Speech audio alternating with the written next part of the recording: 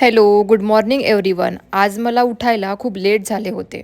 उठले, फ्रेश वगैरे झाले आणि नाश्ता बनवायला घेतला. आज मी नाश्त्यामध्ये पोहा बनवलेला. पोहे हे आम्हा दोघांना पण खूप आवडतात. नाश्ता वगैरे करून घेतला, नंतर मी जेवण बनवायला घेतलं. आज जेवणामध्ये मी दाल, राईस, मटर आणि फुलकोबीची भाजी बनवलेली आणि चपाती बनवली.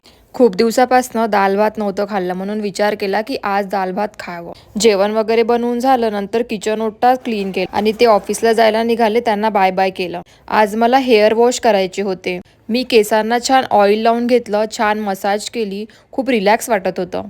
मी हेअरला नारियल तेल यूज करते. त्या व्यतिरिक्त मी कुठल्याही प्रकारचं तेल माझ्या हेअरला नाही नंतर किचनचं कबर्ड साफ केलं, कारण खूप धूळ झालेली होती आणि बेसिंग पण क्लीन केलं. आज माझ्या हस्बंडला लिट्टी चोखा खायची खूप इच्छा होती, म्हणून त्यांनी आज लिट्टी चोखा ऑर्डर केलेली.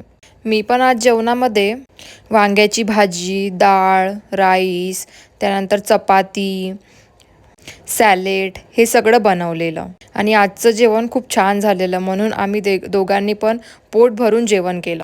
जेवण करता करता छान आम्ही पाताळ लोक सिरीज बघत होतो.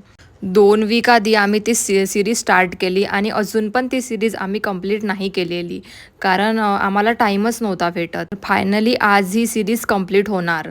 जेवण वगैरे झालं आणि आम्ही दोघं पण खाली वॉक करायला गेलो. इथे गणपती बाप्पाचं मंदिर आहे. इथे बसल्यावर इतकं प्रसन्न वाटतं ना, इथून जायची इच्छाच नाही होत. आणि असा होता माझा आजचा दिवस. भेटूया नेक्स्ट ब्लॉगमध्ये. बाय.